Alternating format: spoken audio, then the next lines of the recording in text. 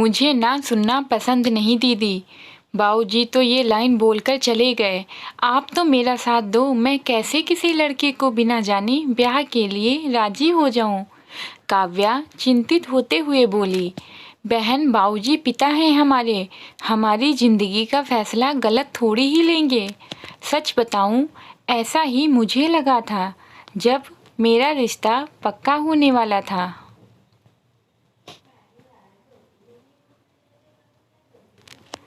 आज मैं अविनाश के साथ कितना खुश हूँ। तुम तो शुरू से ही पापा की लाडली हो। मैं विश्वास से कहती हूँ, पापा की परखी नज़र धोखा नहीं खा सकती। एक बार अंकुर से मिल लो। कविता ने छोटी बहन का दिल बढ़ाया। काव्या और अंकुर मिले। अंकुर ने जो 4 सवाल किए, पर काव्या नाराज़गी में कुछ भी पूछना जरूरी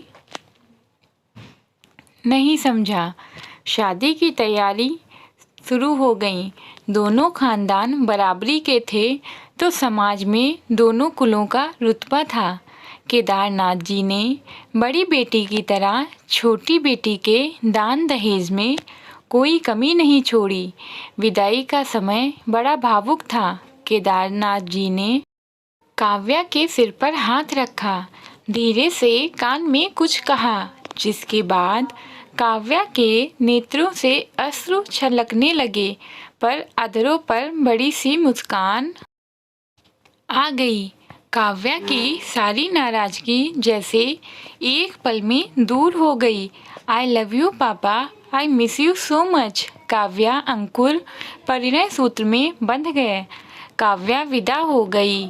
यूँ तो काव्या धीरे धीरे ससुराल के रंग में रंगने लगी, नए माहौल के हिसाब से ढलने लगी। शादी को 1 साल होने आया, पर आज भी कहीं न कहीं काव्या को यूँ लगता कि अंकुर उससे प्यार करता है, ख्याल भी रखता है, पर सम्मान नहीं करता था। अंकुर ने अपने पिता और बड़े भाई को यूं ही अपनी पत्नियों पर प्रभुत्व जमाते देखा था। काव्या खुले विचारों की लड़की थी। उसे ससुराल के बंधन बुरे नहीं लगते थे, पर पति की इस सोच से उसे दिक्कत थी। केदारनाथ जी ने बेटी की मुस्कान के पीछे छुपी उदासी पढ़ ली थी। एक दिन उन्होंने बेटी के ससुराल बिना खबर के जाने की सोची। अंकुर के बड़े भाई प्रकाश की बहुत जोर से चिल्लाने की आवाज़ आई। काव्या अंकुर दौड़ते हुए बाहर आए। जाहिल औरत, 20 लाख के चेक पर चाय गिरा दी। किसी काम की नहीं हो तुम, दूर हटो मेरी नज़रों के सामने से। प्रकाश ने पत्नी दीपा का धक्का दिया। काव्या ने दीपा को संभाल लिया और बोल पड़ी, बड़े भैया चाय तो आपसे भी गिर सकती थी। ये तो कोई जानबूझकर की गई गलती नहीं जो आप भाभी के साथ ऐसा व्यवहार कर रहे हैं। दीपा घबरा गई, क्योंकि उसे तो इस अपमान की आदत थी, पर उनके ऊंचे घराने में औरतों को बोलने की आज़ादी नहीं थी। अंकुर को काव्या का अपने बड़े भाई से आंख दिखाकर बात करना गंवारा नहीं था। जैसे ही उसने काव्या को चुप कराने के लिए हाथ उठाया, काव्या के बिल्कुल पीछे खड़े केदारनाथ जी को देख वो ठिठक गया। काव्या घबराकर पिता के गले लग गई। आज वो दबे आंसू बह निकले। बरखुरदार, बेटी की शादी हम अपनी बराबरी के घर में करना चाहते थे। मैंने इस खानदान का जितना नाम सुना था, आप लोगों को सभ्य, शिक्षित और सुसंस्कृत समझा था। केदारनाथ ने काव्या के साथ दीपा भी फपक कर रो पड़ी।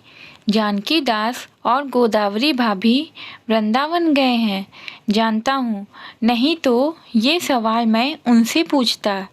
शहर भर में लक्ष्मी टेक्सटाइल के नाम से इतना बड़ा व्यापार और घर की लक्ष्मियों का ये हाल। बेहद दुखद मर्द औरत का अपमान करने से पहले ये क्यों भूल जाता है कि वो भी एक औरत के कोख से जन्म लेकर आया है, मर्दांगिनी औरत के सम्मान में है, उसके अपमान में नहीं। प्रकाश और अंकुर सिर झुकाए खड़े थे, क्योंकि आज उनकी शानो शौकत मिट्टी में मिल रही थी। घर के समधी के आगे पोल खुल रही थी। केदारनाथ जी ने अपने साथ लाई मिठाई और फल ड्राई फ्रूट के पैकेट नौकर को देते, ये आपस में बांट लेना, बेटी के ससुराल खाली हाथ नहीं जाते, इसीलिए ये सब ले आया था। पर ये नहीं सोचा था बेटी को साथ ले जाना पड़ेगा। केदारनाथ ने काव्या को इशारा करते हुए कहा। प्रकाश ने अब तक अपने ननिहाल वालों और ससुराल वालों को अपने पिता के आगे झुकते ही देखा था। ऐसा पहली बार हो रहा था कि किसी समधी ने आंख उठाकर बात की हो। वो समझ नहीं पा रहा था कि क्या करें। बात बाहर गई तो उनके खानदान का नाम खराब होगा। दूसरी तरफ उसका अहम उसे झुकने भी नहीं दे रहा था।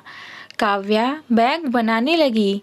अंकुर कमरे में गया, उसकी अलमारी जोर से बंद करते हुए धमकाने लगा। काव्या, ये मत भूलो तुम्हारी शादी हो चुकी है। अब तुम्हारा मेरे बिना रहना संभव ही नहीं। समाज तुम्हें और तुम्हारे घर वालों को जीने नहीं देगा। इससे अच्छा है ये बेवकूफ़ी मत करो, बहुत पछताओगी। एक बार घर से बाहर पैर रखा तो फिर इस घर में कभी पहले जैसा सम्मान नहीं पाओगी।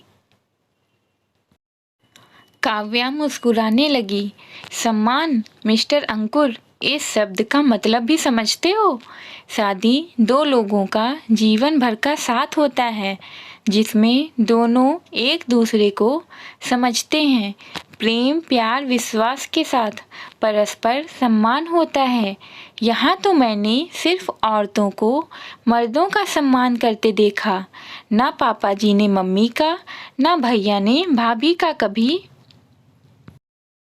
सम्मान किया। आपके व्यवहार में शिक्षा से ज़्यादा आपके माहौल का प्रभाव पड़ता है, जो आपका स्वभाव बन जाता है। मेरे पिता ने मुझे विदाई के समय ही कह दिया था, बेटा सबका मन जीतने की कोशिश करना, सबको प्यार और सम्मान देना। जहाँ हार मानने से कला खत्म होती हो, वहाँ हार मान लेना। लेकिन बात जब आत्म सम्मान पर आए तो याद रखना, तेरे पिता तेरे साथ हैं। बस पिता की इसी सीख को याद रख मैंने 12 महीने आपको या घर के बड़ों को एक भी शिकायत का मौका नहीं दिया। लेकिन आज पापा नहीं आते तो आप हाथ उठा चुके थे।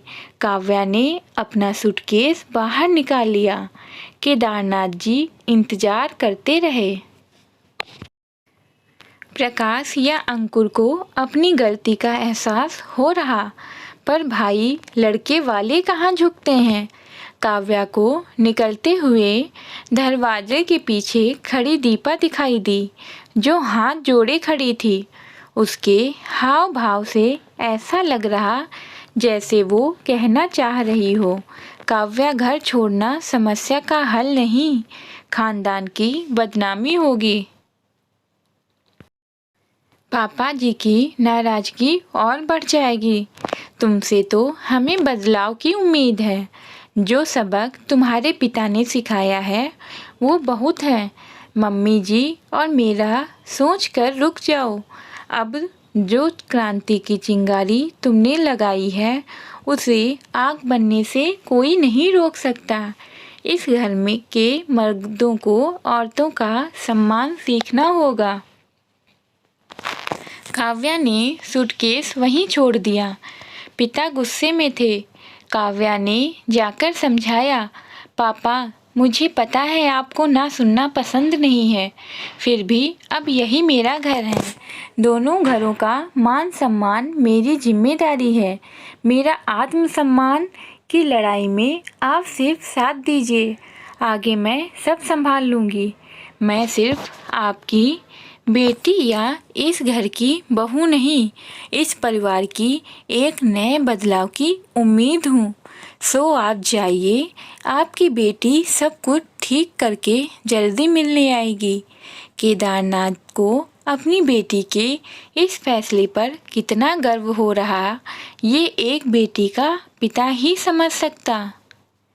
अंकुर उन मर्दों में से था जिन्हें इस बात का गुमान होता है कि अब हमारा परिवार ही हमारी पत्नी का परिवार है।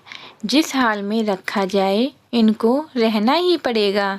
अपनी इस सोच को वो औरतों के मन मस्तिष्क पर इस तरह हावी कर देते हैं कि औरतें असुरक्षा से घिर जाती हैं, खुद को असहाय और कमज़ोर महसूस करने लगती हैं, अपने साथ होते अन्याय को अपनी किस्मत मान लेती हैं।